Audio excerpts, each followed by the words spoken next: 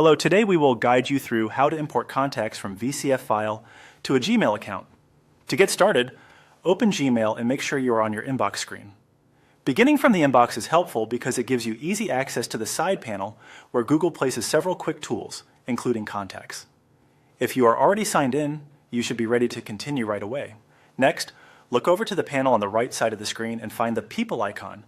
This is the Contacts shortcut. Click that icon to open your Contacts tools. If the side panel is collapsed, you may need to expand it first so the icons are easier to see. Take a moment here to confirm you have selected the correct icon before moving on. After that, click the option to open contacts in a new tab. This makes the process easier because it gives you a full page view of Google Contacts instead of the smaller side panel. Working in the full tab can help you avoid missing any options and gives you more room to manage your import. Once the new tab opens, go to the left-hand panel and click Import. This is the section Google uses for bringing contact files into your account. If you do not immediately see it, look carefully through the menu on the left, since the layout can vary slightly depending on your screen size. When the import window appears, click Select File. This will open your computer's file browser so you can locate the VCF file you want to upload.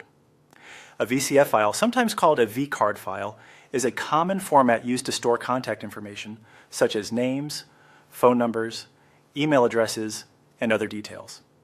Make sure you choose the correct file before continuing, especially if you have more than one saved on your device. From here, follow the prompts on your screen to continue the upload process. Your computer may show a standard file selection window, and once you choose the file, Google Contacts will prepare it for import. Move through the on-screen instructions carefully and give the system a moment if it takes a few seconds to load. Once everything is ready and your file has been selected, click Import to finish. Google will then upload the VCF file and add those contacts to your Gmail account.